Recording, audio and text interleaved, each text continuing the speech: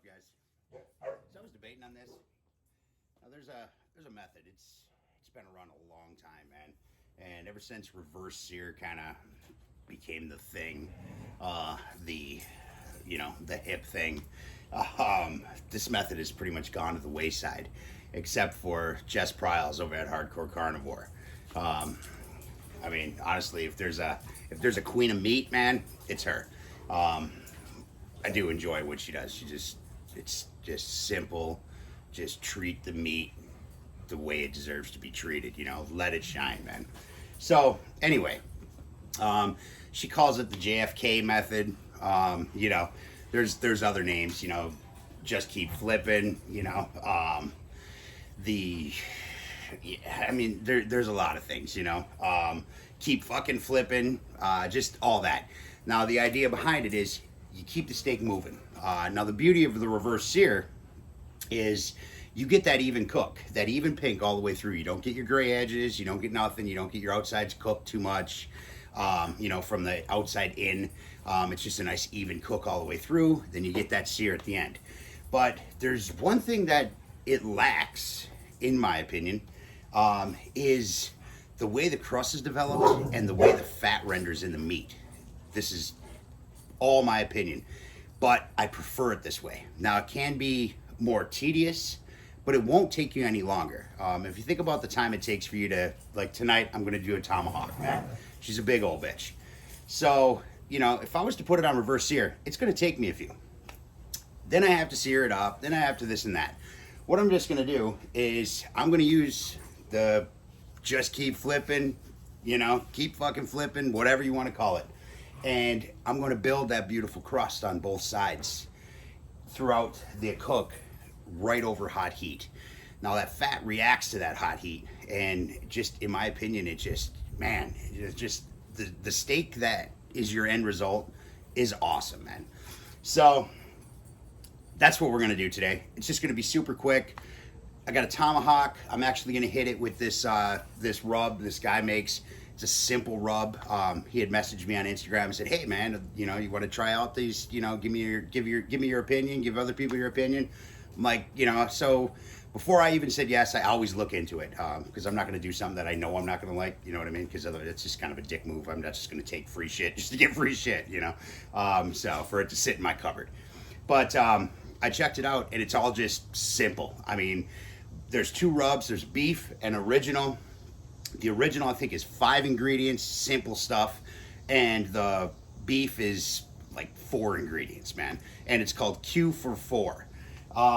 So anyway, I'll show you the rub when I put it on. But seriously, instead of me making sometimes I've been using this stuff, and it is seriously good, guys. I mean, it's super super good. My wife loves it. She's been putting it on her fish, the original stuff, on her fish, on her chicken, all sorts of stuff. But anyway, it's good rub. I'm just going to simply hit it with some of that, and we're just going to keep fucking flipping, guys. So I'm going to build my fire a little bit different. I figured we'd do this real quick, and then we'll just go through and we'll just cook a steak, So with this, now typically I would get my lump in there. I would get it all situated. I didn't feel like cleaning it. I just pushed my ass to the back, man. I'm not dealing with it tonight. It's already late. I was taking my daughter out driving, so time got away with us. But what I'm going to do is I just have a little bit of base down here. And I am going to grab kind of a small chunk here. And just to get some flavor going on in there, I have an old piece that I had already burnt out. So I'm going to give him a little cross, make sure I get some good airflow. And I'm going to use my halftime tonight because this thing will get my coals screaming. So I'm going to just settle him in just like that. Tip him up a little bit. So I know I got some good airflow coming in from underneath. To know I'm going to speed the process up, I'm going to toss in 3 fire starters because I need this thing screaming. And I need it screaming tomorrow or yesterday, you know what I mean? So I'm just gonna throw these guys right down in there like that. Oh, god damn it, that shove always gets me.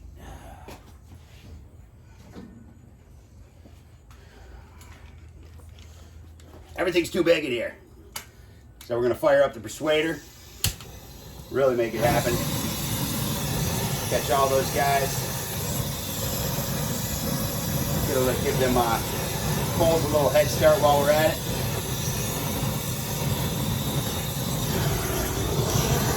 I'm gonna hit that wood real quick.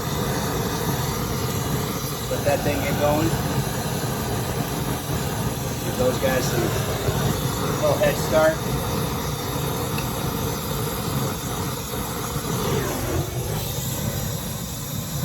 Make sure my starters are running in there. They're not. Blasting them right out of there. All right. Shut this thing off. All right, so I'm gonna let this go. I'm gonna let them get rocking. We're going with some serious red coal tonight. I'll dump it in there. We'll get our grate down there, get that heated up, and we're just gonna bang out a Tommy. Let's get this going. We got our Tommy here. Check that bad boy out. Big old girl. Nice prime. Take them down. I want it hot. I want it hot, hot. So now, that's what I like to call my flavor accelerant. Especially when I'm searing it. It hits that, all that fat hits that fire, just causes that caramelization to almost immediately start. That way you don't get your tacky rub, you don't get your rub stuck to your grates, all that good stuff. Plus it's awesome. This is just some butter, garlic, thyme. That's it. So we're gonna hit the top of it with that. We don't even need to spread it, man. We just want it around it. Be generous. Glove up, boys and girls. It's about to get silly. Here we go.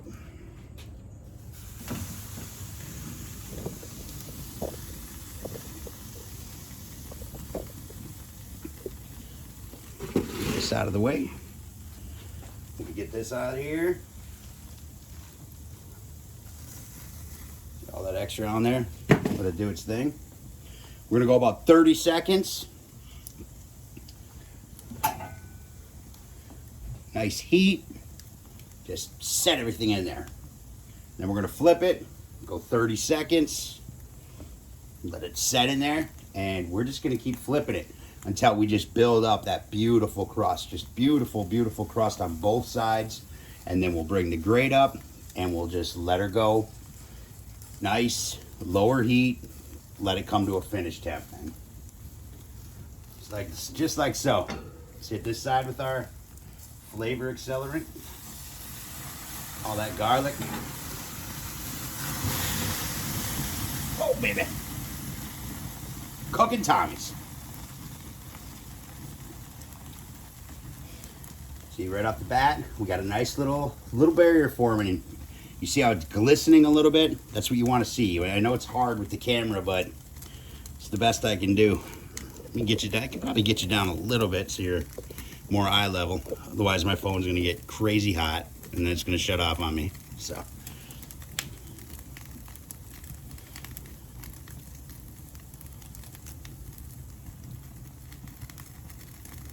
Oh, man. Look at that. How beautiful that is. And that's it. So I'm going to go on some fast forward here. I'm just going to flip every 30 seconds and just keep building that beautiful crust on both sides of this chunk of meat. Just get it to where that's where I want it, A little bit of char, nice crustiness. I want all them spices to bake into it. I want a nice sheen along the top. And I should be able to touch it and not be able to push that rub. You know what I mean? Keep it in different directions. If you're on a gas grill or if you're on a, something with, whatever. You don't have to move it around so much, but always be flipping it. Always be flipping it, man. So let's go fast forward and bang this out.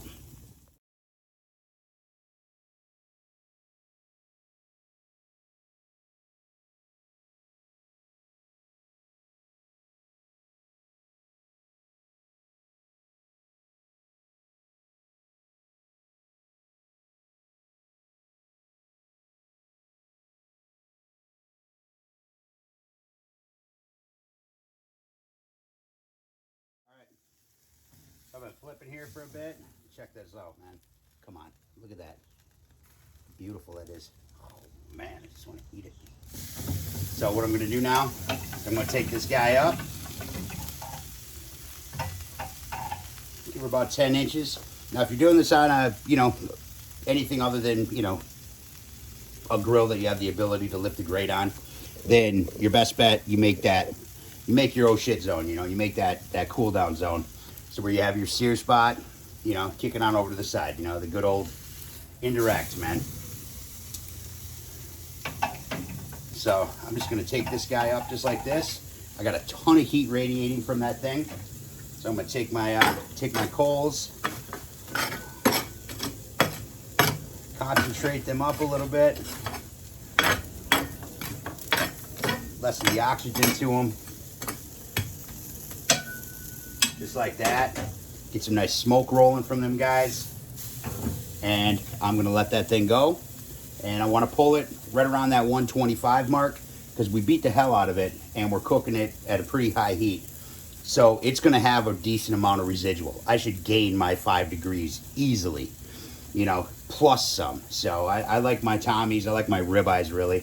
I would do 130, but I like to take it more to 135 just for my wife and, my son, stuff like that. They don't want a good vet to be able to bring their steak back to life like I do sometimes, so. But I'm just going to let this go. Keep an eye on it. Just listening for that sizzle. Right now I'm getting some radiant because them big stainless steel bars, they're going to hold heat for a little bit. So, but I think I'm pretty good right here. So what I'm going to do is I'm going to close down my door down here, cut some of the air off from the front, and just let it do its thing and come up to temp nice and slow. All right, guys, check into this thing. Might have gone a little bit over. I was making a salad. I ended up cutting my hand open. So there's some distractions going on. But, the lesson to be learned here. Well, I couldn't get it stopped bleeding, so I just stuffed some paper towel in there and threw a glove on. But I can cook steak over live fire and use blow torches and all this other shit all day long. I make a salad. I start bleeding, so who's the real danger here? Salads. Look at that. Oh, snap. Let's take this bone. Oh, man. Come on. I'm gonna eat that. Hoping it didn't go too far. Let's see what happened.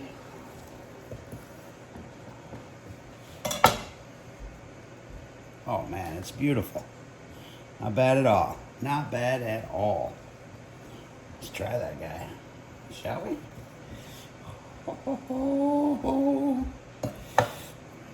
Oh, come on, look at that. There's the nice little tug.